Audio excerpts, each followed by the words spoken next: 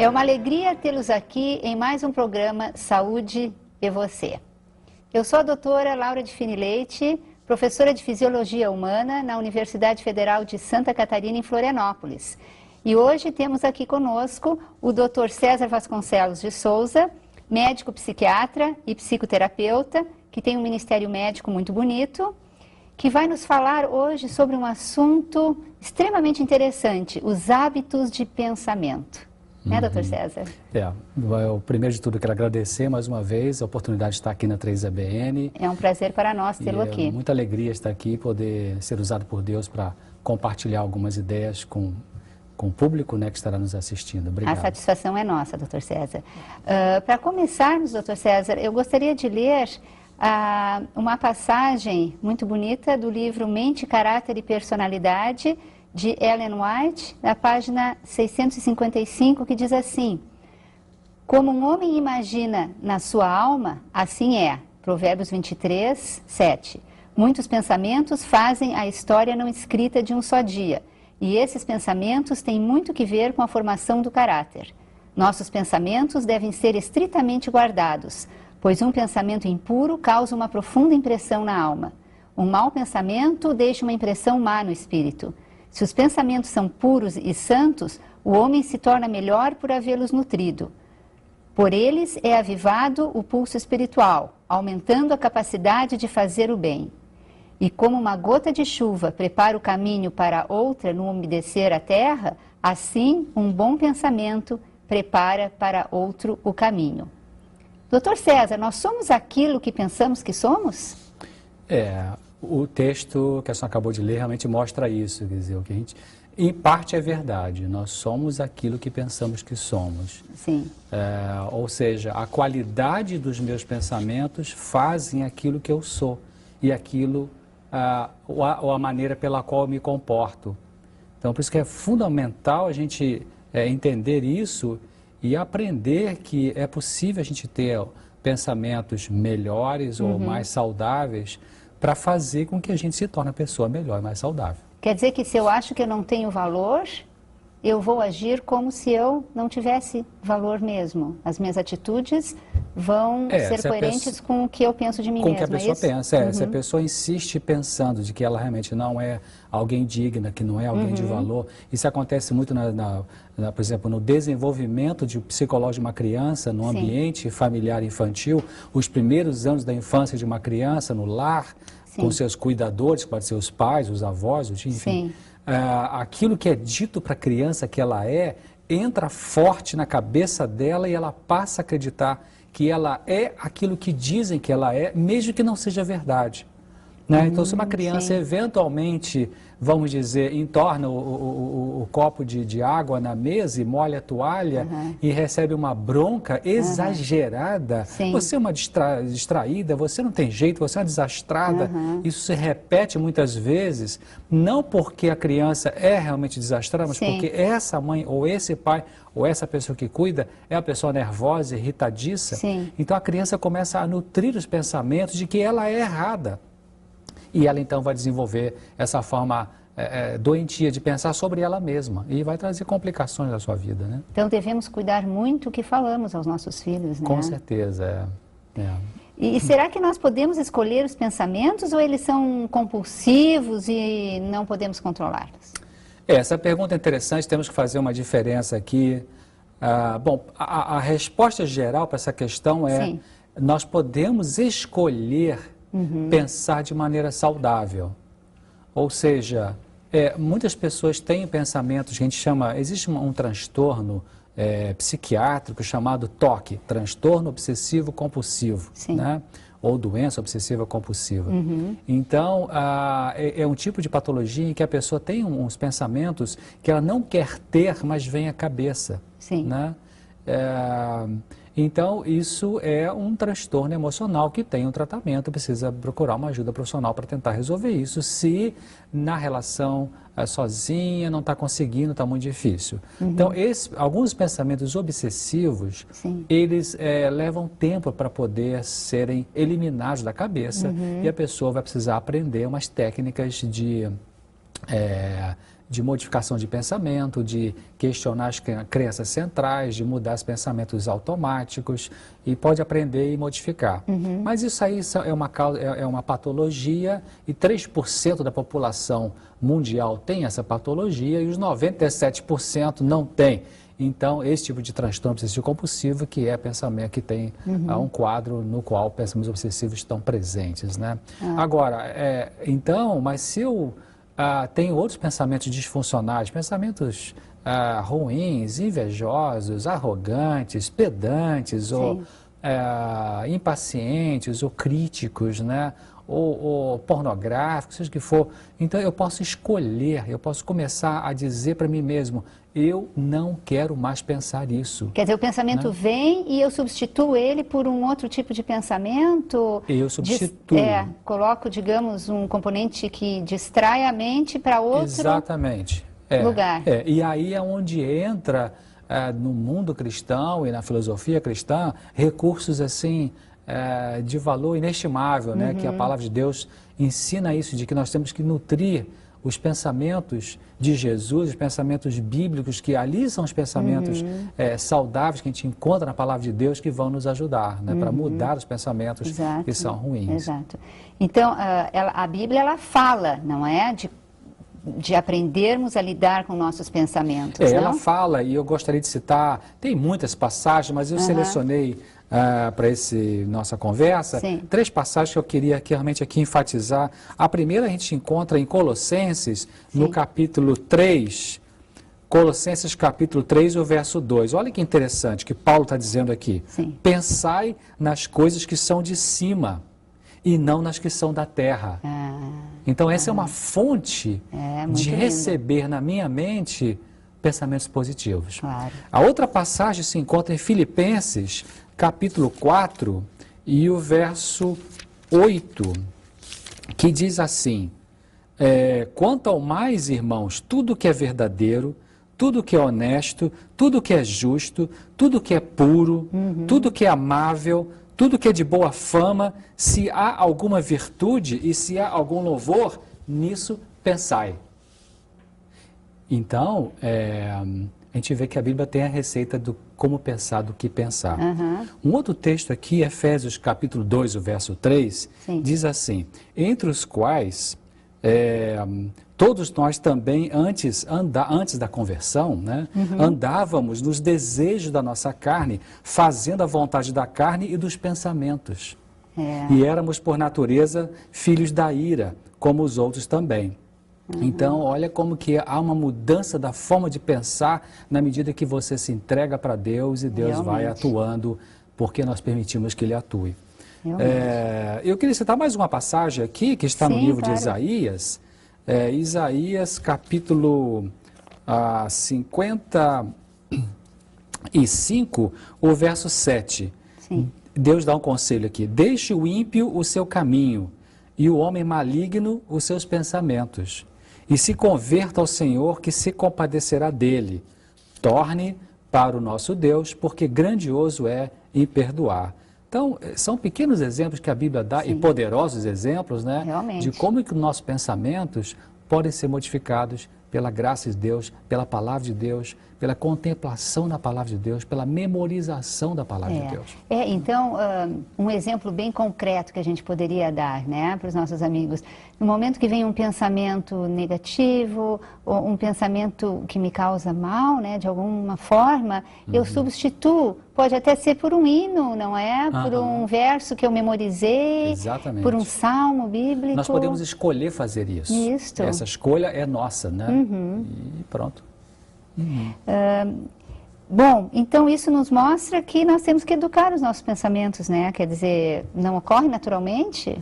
Não, é uma boa pergunta essa, porque não ocorre naturalmente. Naturalmente, se a gente deixar, como se diz na gíria, o barco ir pela corrente afora, porque nós temos natureza e somos natureza pecaminosa, a tendência é ter pensamentos destrutivos, maus, né? Lembra que Jesus falou assim, o que contamina o homem é o que sai de dentro do homem. Olha que interessante, ou seja, e de dentro do homem o que sai? Sai, ele falou, os crimes, os adultérios, a prostituição e etc., porque temos uma contaminação.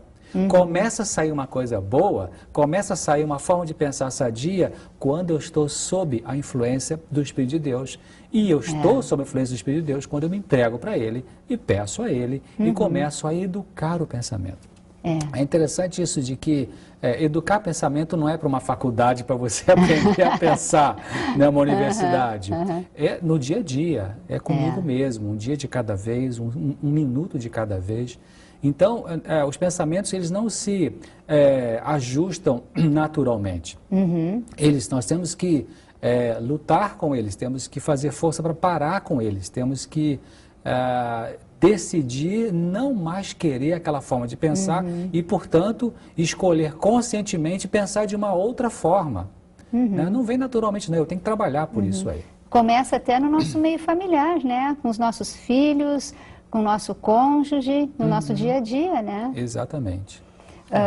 A educadora cristã adventista do sétimo dia, Ellen White, disse: há fervoroso trabalho diante de cada um de nós. Pensamentos corretos, puros e santos propósitos não nos vêm naturalmente.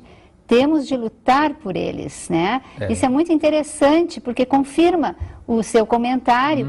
E esse trecho está no livro Mente, Caráter e Personalidade, no volume 2, página 656. Então, temos que lutar por eles, né? Exatamente, Exato. temos de lutar por eles. Não vem naturalmente, né? Isso. Mas muitas vezes nós queremos lutar contra pensamentos maus com os nossos esforços somente, né? E claro, né, nós falhamos. Não será porque precisamos de um poder acima de nós, vindo de Deus, para vencer tais pensamentos destrutivos?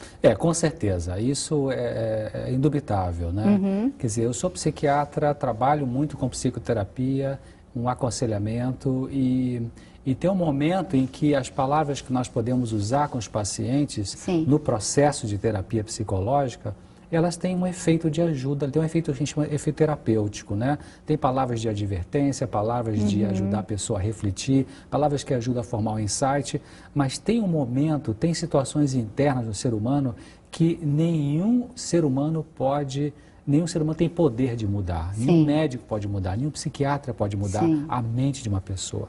Nós somos impotentes em relação a isso. Só o poder superior, o poder de Deus, é que é capaz de mudar a corrente de uns pensamentos bastante perversos. Na palavra de Deus tem um texto que eu acho assim muito bonito, muito inspirador. Eu gostaria de ler aqui, que está no livro, no 2 Coríntios, no capítulo 10, e nos versos de 1 a 5. 2 Coríntios 10, de 1 a 5, diz assim: além disto, eu, Paulo, vos rogo pela mansidão e benignidade de Cristo, eu que, na verdade, quando presente entre vós, sou humilde, mas ausente, ousado para convosco. Rogo-vos, verso 2, pois que, quando estiver presente, não me vejo obrigado a usar com confiança da ousadia que espero ter com alguns, olha só, que nos julgam como se andássemos segundo a carne. Quer dizer, segundo as intenções humanas, segundo os pensamentos humanos. Então, Paulo está dizendo aqui, eu entrego a minha vida para Deus, eu sou guiado pelo Espírito de Deus, mas tem gente que olha para mim, olha para o exterior e pensa que eu sou como guiado pela carne. Eu era antes, mas não sou mais. O verso 3, porque andando na carne, não militamos segundo a carne. Porque, verso 4, as armas da nossa milícia, ou da nossa luta, luta, não são carnais, mas sim poderosas em Deus, para destruição das fortalezas. Verso 5, destruindo os conselhos. Essa palavra conselhos aqui significa raciocínios. E toda a altivez que se levanta contra o conhecimento de Deus. E olha só como ele termina aqui o verso 5. De 2 Coríntios 10, e levando cativo todo o entendimento, todo o pensamento à obediência de Cristo. Então, na minha luta contra pensamentos destrutivos que eu tenho, que são meus, não é da minha mulher, do meu pai, da minha mãe, do vizinho, é meu, está dentro de mim, eu tenho que reconhecer que isso é meu, está aqui contaminado. Então, para eu vencer isso, eu tenho que recorrer não à carne, né? Não, o meu poder, que esse poder meu não faz isso, o meu conhecimento intelectual, meu conhecimento universitário não me dá capacidade de mudar a corrente dos meus pensamentos, né? Então eu preciso desse poder superior, divino, que é a graça de Deus, que vai me ajudar a ter a vitória sobre os pensamentos maus e levar cativo. O que é levar cativo o pensamento à obediência de Cristo? Eu vou cedendo ao poder do Espírito Santo e esse Espírito Santo vai me moldando a imagem de Jesus na forma de pensar. É maravilhosa fantástico, a Bíblia, né? A sabedoria, não é? Em relação a essas realmente tão importante, não é? Em nossa vida. Agora, os jovens, então, eles deveriam começar desde cedo, não é? A ter controle dos seus pensamentos, o senhor não acha? Com certeza. Será que eles deviam preocupar-se com isso? Com certeza. Tem até um texto, parece, poderia ler para mim, por favor? Assim, é um trecho aqui que diz, né? Os jovens devem começar cedo a cultivar corretos hábitos de pensamento. Devemos disciplinar a mente a pensar numa linha sadia e não lhe permitir que demore em coisas más.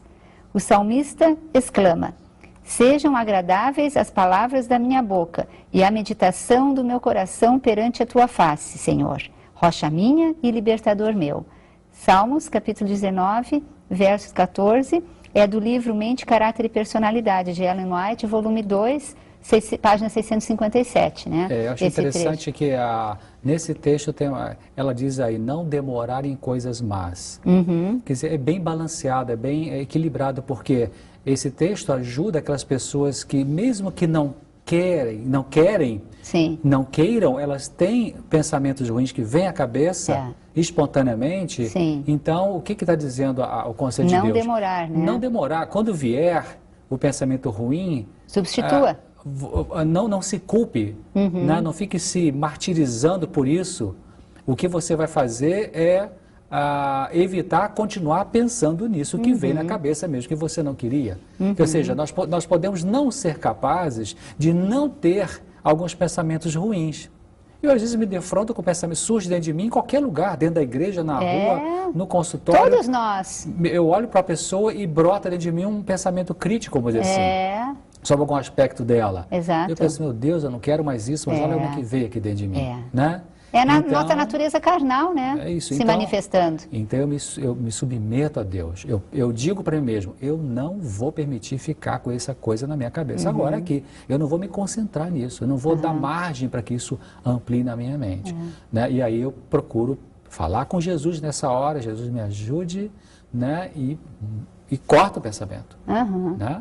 Então, nosso controle voluntário, né? Nesse escolha, aspecto, como a nossa falei, escolha, né? né? A escolha de não seguir pensando naquilo que eu fui incapaz de evitar que viesse. Claro. Né? Certo. E por que é tão importante aprender a controlar nossos pensamentos, ao invés de deixá-los soltos, não é? Do jeito que eles surgirem na mente? É interessante, Jesus ensinou, quando ele fez o Sermão da Montanha, ele passou essas informações de que aquilo que contamina o homem, como eu disse, é o que está no homem. Ele mostrou de que quando a pessoa olha para uma mulher com desejos ilícitos, ele já está adulterando. O que está faltando é só o ato. Exato. Então, se eu cultivo pensamentos maus, cultivar significa o quê? Significa eu ter o pensamento mau, né, e alimentá-lo, e ficar concentrado nele, né, ficar mirando, analisando e deixando ele crescer. Então, se isso acontece na minha mente aqui, com certeza, muito provavelmente, com muito mais facilidade, vai se tornar um ato. Eu vou concretizar, então, vai se concretizar. Antes de alguém roubar alguma coisa, o que um ladrão, antes de roubar um banco, ele planeja. Ele planeja. Para planejar, o que ele faz? Ele pensa, né? Quando a pessoa comete o adultério, tem um momento, tem um momento que vai pensar, né? E decide. Então, é importante isso. Jesus ensinou esse princípio. Cuide com o que você pensa, né? Esse aspecto é muito interessante, porque às vezes a gente pensa, se nos vem um pensamento ruim, negativo, né, que não faz bem para a nossa saúde espiritual, será que a gente está pecando? Mas do jeito que o senhor colocou, então parece, não, eu não tenho controle sobre o pensamento, mas eu tenho controle sobre a substituição do pensamento. Sobre o que vai acontecer depois que ele veio. Exatamente, quer dizer, ele chega, mas eu, como cristão, não, substituo automaticamente por um pensamento elevado, né? Então, isso aí seria, digamos, o que eu deveria fazer para manter uma vida cristã sadia, né? Exatamente. E com o passar do tempo, no convívio com Jesus, na busca da palavra de Deus, na busca do recebimento do Espírito Santo, da graça purificadora, esses pensamentos maus vão sendo destruídos, vão deixando de existir, eles vão desaparecer da cabeça. Esse é o processo de crescimento espiritual. De crescimento espiritual. Tem pessoas que dizem que elas não podem mudar, né? Meus pensamentos são assim, não tem jeito mesmo, não tenho forças para mudar. O que o senhor diria para essas pessoas? Eu vou comentar, mas lê para mim um texto que nós temos aí sobre esse assunto, por favor. Ok, esse texto está no livro Mente, Caráter e Personalidade, na página 659. A autora é Ellen White. Diz assim: para cada classe de tentações existe remédio. Não somos deixados a lutar com nossas finitas forças contra o próprio eu e nossa pecaminosa natureza. Jesus é um auxiliar poderoso, um apoio sempre presente. A mente tem de ser restringida, não se lhe permitindo que vagueie. Deve ser educada a demorar-se sobre as Escrituras e temas nobres e elevados. Porções das Escrituras, mesmo capítulos inteiros, podem ser memorizados para ser repetidos quando Satanás ataca com as suas tentações. Quando Satanás quer levar a mente a demorar em coisas terrenas e sensuais, a maneira mais eficaz de lhe resistir é com está escrito. Exatamente. Isso está no Mente, Caráter e Personalidade. Mente, Caráter e Personalidade, da autora Ellen White, página 659. Então veja bem, muitas pessoas pensam assim, não, eu quero ser livre, então eu quero pensar o que eu quero. A verdadeira liberdade não é pensar o que eu quero. A verdadeira liberdade é pensar aquilo que é saudável. Realmente. E como que eu vou pensar o que é saudável se eu estou contaminado com a natureza pecaminosa e, portanto, por causa dessa contaminação espiritual, me vem espontaneamente, sem que eu queira, alguns pensamentos, né, de inveja, de ódio, de ambição, de crítica. Isso brota de dentro. Então, a única forma de resolver isso não é uma terapia psicológica, né? É a terapia divina. Ou seja, é eu dizer, Senhor, eu não quero mais isso. Muda meu pensamento. E você então, vou, como já falamos aqui, eu falei, você falou também, né, Laura? Eu interrompo esse pensamento, sabe? Eu digo, pare, sabe? Eu faço isso comigo. Claro, eu acho que todos nós. Assim, pare, César, não é isso. Eu digo, não vou pensar nisso.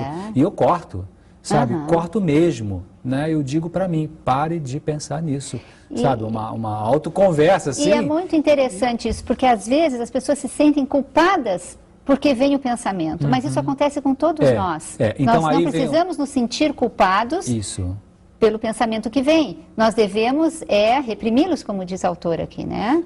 E no livro Temperança, dessa mesma autora, anos atrás eu li um texto, que apesar que fala muito de alimentação e tal, mas ela falava assim, de que há uma diferença entre ser tentado e cair em tentação.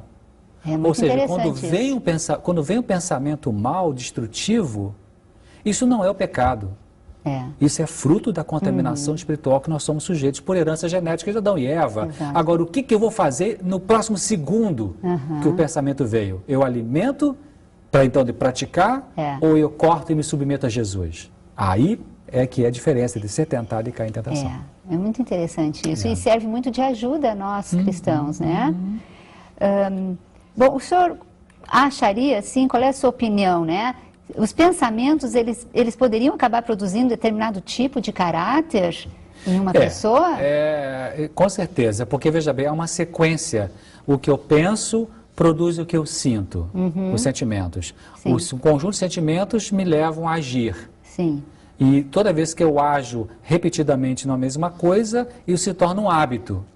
E o conjunto de hábitos é o que faz o nosso caráter. Então a sequência é pensar, sentir, agir, os hábitos e o caráter. Então olha só, onde começa a ponta final do comportamento, o que eu faço, começa onde? O pensamento, no que eu penso. Né? Então a importância da qualidade dos nossos pensamentos. Muito importante. Bom, a gente sabe, né, que existem pensamentos assim de diversas formas, doentios, distorcidos, né?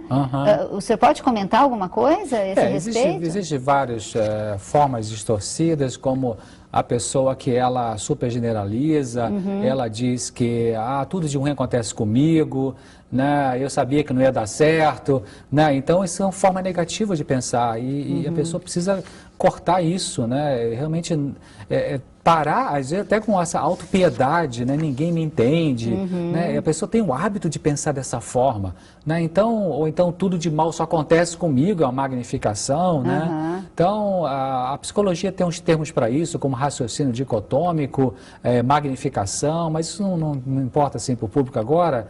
O importante é isso, de que é preciso cortar esse pensamento, evitar esse padrão de pensar negativo. Quando a gente analisa, quando a gente faz uma história psiquiátrica de um paciente, doutora Laura, quando a gente analisa o pensamento de um paciente, nós analisamos 3 aspectos no pensamento: a forma do pensamento, o conteúdo do pensamento e o ritmo do pensamento. Então tem pessoas que têm o pensamento rápido e o pensamento lento, isso é o ritmo. A forma é estruturada, desestruturada. Começa uma frase e termina ou se perde. E o conteúdo, é um conteúdo qual? Delirante, não delirante, é realístico, é irrealístico.